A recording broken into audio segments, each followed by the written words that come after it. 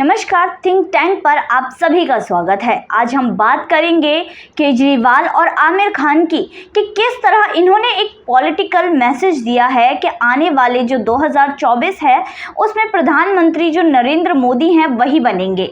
इस तरह का मैसेज किस तरह वो दे रहे हैं, इसी के बारे में चर्चा करते हैं। अब आगे बढ़ते हैं। अब जब सत्येंद्र जैन की गिरफ्तारी हुई थी, जिसके बाद अब वो जेल में भी हैं, तो सत्येंद्र जैन ने सुप्रीम कोर्ट में कहा था कि उनके जो कोरोना हुआ था उन्हें, उसके चलते उनकी याददाश्त मिट गई है। ईडी के जो सवाल थे उनके जवाब वो नहीं दे पाए थे। उन्होंने ईडी के सामने भी यही कहा था कि उनकी याददाश्त मिट गई है कोरोना के चलते, उन्हें कोरोना हुआ था, उनकी याददाश्त मिट गई। जिस पर सुप्रीम कोर्ट ने ये बोल दिया कि ऐसा कुछ भी नहीं है, सत्येंद्र जैन की कोई याददाश्त नहीं मिटी है या उन्हें उनकी याददाश्त में कोई भी कमी नहीं आई है। जिसके बाद अब ये जो बात है, इससे फ़र्क किसको पड़ेगा? फ़र्क जो केजरीवाल है उन्हें पड़ेगा। प्रॉब्लम्स केजरीवाल जी के लिए खड़ी हो गई हैं। केजरीवाल के लिए कहा जाता है कि वो 2024 में सीधे नरेंद्र मोदी जी के सामने खड़े होंगे, पर कैसे? सांसदों की संख्या तो उनके पास है नहीं ज़्यादा, तो वो कैसे खड़े होंगे? सांसदों जो जब दिल्ली में केजरीवाल की सरकार है, तब भी सारी की सारी लोकसभा सीटें जीतने वाले हैं बीजेपी ने सारी की सारी लोकसभा सीटें जीत ली। और ऐसे लोग बोल रहे हैं कि केजरीवाल वर्सेस मोदी होगा। वहीं दूसरी तरफ अगर पंजाब की बात करें तो पंजाब में इनकी सरकार है, अगर यहाँ से 10 सांसद भी आ जाते हैं तो फिर भी ये क्या कर लेंगे। वहीं यूपी में इनका कोई वर्चस्व है नहीं, बिहार में ये खड़े नहीं हो सकते, गुजरात में कोशिश कर रहे हैं, पर गुजरात के हालात देखते हुए लग नहीं रहा कि ये कुछ कर पाएंगे। तो इसी तरह जब इनके पास कोई ऐसी चीज सांसद है ही नहीं, तो ये कैसे, किस तरह ये मोदी जी को कंपटीशन दे पाएंगे। वहीं दूसरी तरफ बात करें नीतीश कुमार की, तो नीतीश कुमार के जो नए दोबारा जो दोस्त बने हैं तेजस्वी यादव, उनका भी यही कहना है कि नीतीश कुमार एक ऐसे कैंडिडेट हैं जो आने वाले चुनाव में पीएम पद के लिए खड़े होने वाले हैं।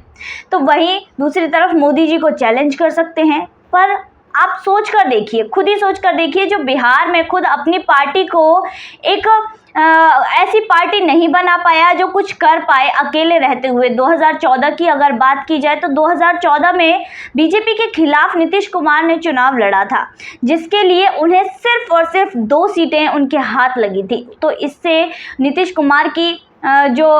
कुमार के बारे में भी साफ साफ पता चलता है कि वो अभी किस लेवल पर है। तो ऐसे जो लोग हैं वो कह रहे हैं कि वो मोदी जी के खिलाफ खड़े होंगे। कि जो न्यूयॉर्क टाइम्स ने एक आर्टिकल छापा जिसमें उन्होंने दिल्ली के मॉडल स्कूल्स की बात की, जिसमें उन्होंने मनीष सिसोदिया के जो दिल्ली के मॉडल स्कूल्स हैं उनकी तारीफ की।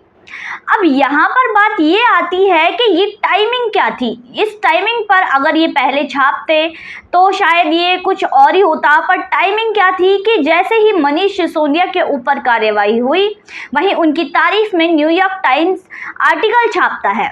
वहीं दूसरी तरफ ये आर्टिकल किस चीज़ के हैं? दिल्ली में ऐसा तो कुछ हुआ नहीं है कि जिसके जैसे स्कूलों में कोई डेवलपमेंट नहीं हुआ है जिसके ऊपर ये आर्टिकल छापे जाएं। नए स्कूल्स बनाने थे वो नहीं बने। अब उन्होंने किया क्या है कि जो पहले से बने हुए स्कूल्स थे उसमें ही थोड़ी बहुत कार्यवाही कर दी है।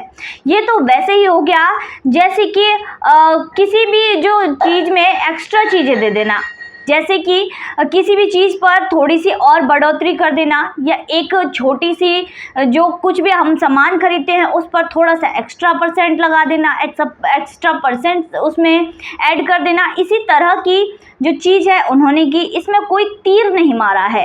पर यहीं पर न्यूयॉर्क टाइम्स ने इसकी तारीफ की, जिससे साफ पता चलता है कि यह एक पेड आर्टिकल है, इसके लिए पैसे चुकाए गए हैं। अब तो न्यूयॉर्क टाइम्स की जो छवि है वो ये बन गई है कि कोई भी आर्टिकल वो छापता है, चाहे मोदी जी की बुराई करता है या कुछ भी करता है, तो उसका ज़्यादा कोई इम्पैक्ट पड़ेगा नहीं। वहीं तीसरा पॉलिटिकल ब्लेंडर है वो क्या है कि केजरीवाल जो पॉलिटिक्स में आए किस लिए थे? पॉलिटिक्स को बदलने के लिए।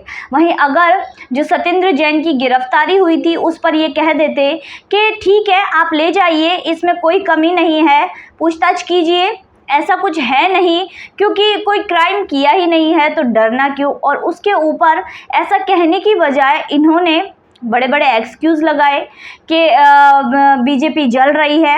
अगर ये इस तरह का काम करते कि कह देते कि ठीक है ले जाइए, निर्दोष व्यक्ति है, या फिर पूछताछ कर लीजिए, कुछ मिल जाए तो ठीक है कार्यवाही कीजिए, अन्यथा छोड़ देना, तब बीजेपी के सामने ये खड़े होने लायक बन पाते। पर अब ये बिल्कुल भी बीजेपी के सामने खड़े होने लायक भी नहीं है। अब बात करें आमिर खान की, तो आमिर खान की फिल्म लाल सिंह चड्ढा तो पूरी तरह फ्लॉप हो चुकी है, सुपर फ्लॉप हुई है, बहुत बुरी तरह पिटी है। वहीं रक्षाबंधन जो अक्षय कुमार की है वो भी कुछ खास नहीं बताई जा रही, पर लाल सिंह चड्ढा के तो कहने ही क्या, 100 करोड़ का लॉस हुआ है लाल सिंह चड्ढा को। और खबरों की माने तो अब ये फिल्म कभी भी खड़ी नहीं हो पाएगी, मतलब कभी भी अपने जो पैसे हैं उनकी वसूली नहीं कर पाएगी। 100 करोड़ के लॉस में ये चल रही है। अब इससे क्या मैसेज मिला है, इससे क्या मैसेज मिला है कि देश बदल रहा है, देश में परिवर्तन आ रहा है। हमारे देश हमारे जो हिंदुत्व के खिलाफ कुछ भी करेगा तो उसके लिए हम इतना बिना हिंसा किए इतना तो कर ही सकते हैं कि हम फिल्मों का बायकॉट कर सकते हैं। इससे सभी को ये समझ आ रहा है कि देश में परिवर्तन आ रहा है। जो लोग सर तन से जुदा करते हैं, जो बम अपनी कमर से बांधकर पब्लिक के बीच में फोड़ देते हैं, वो लोग तो इनके लिए हैं मासूम, उनके ऊपर ये कुछ नहीं कहेंगे। पर हमारे हिंदुत्व के खिलाफ इन्होंने भर भर कर ऐसी चीज़ें कही हैं जो आपत्तिजनक है। पर अब हिंदू जाग चुका है। अब बिल्कुल भी हिंदू, कोई भी हिंदू ये नहीं सुनेगा कि उसके धर्म की आप इस तरह आलोचना करें, उसके धर्म का मजाक उड़ाएं। क्योंकि जो लोग मार काट कर रहे हैं, खून खराबा कर रहे हैं, वो आपके लिए मासूम है। और एक फिल्म का बायकॉट करने पर हिंदू धर्म के जो लोग हैं वो आपके लिए अग्रेसिव हो गए। सिर्फ एक फिल्म का बायकॉट ही किया है, ना कोई हिंसा की, ना कुछ और किया। तो इससे ये मैसेज जाता है कि जो भी हिंदू धर्म के खिलाफ बोलेगा, हिंदू धर्म के लोग हिंसा नहीं करेंगे, पर चुपचाप ही उसका करारा जवाब ज़रूर देंगे।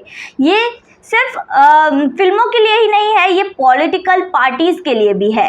जो भी हमारे तरफ रुख नहीं करेगा, हमारे धर्म की तरफ इस तरह की बात करेगा, हिंदुत्व को लेकर नहीं चलेगा, उसका भी इसी तरह से बहिष्कार किया जाएगा। अब ये चीज़ बीजेपी के लिए भी लागू होती है। जिस तरह पश्चिम बंगाल में हिंदुओं के साथ जिस तरह की घटना घटी, जिस तरह की आपत्तिजनक घटना घटी, और बीजेपी चुप्पी साधे रही, बीजेपी ने कुछ भी नहीं कहा, ये बहुत ही निंदनीय था। पर फिर भी बाकी पार्टियों की माने तो बीजेपी फिर भी हिंदुत्व को लेकर चलती है। अगर कोई भी पार्टी हिंदुत्व को लेकर नहीं चलेगी तो उसका भी इसी तरह देश में बहिष्कार कर दिया जाएगा। क्योंकि अब हिंदू जाग चुका है, हिंदू जो जागे हैं वो जागे हैं। अब जो भी, अब इसी से पता लग सकता है कि जो हिंदुत्व को लेकर चलते हैं उनके साथ हिंदू हैं। जिस तरह आमिर खान की फिल्म का बहिष्कार कर सकते हैं, बायकॉट कर सकते हैं, उसी तरह नरेंद्र मोदी जी हिंदू धर्म को लेकर चल रहे हैं। तो आने वाले समय में वही पीएम भी होंगे, इस तरह का संदेश भी जाता है। तो आज की वीडियो में बस इतना ही, फिर मुलाकात होगी ऐसी ही वीडियो के साथ। तब तक के लिए देखते रहिए थिंक टैंक।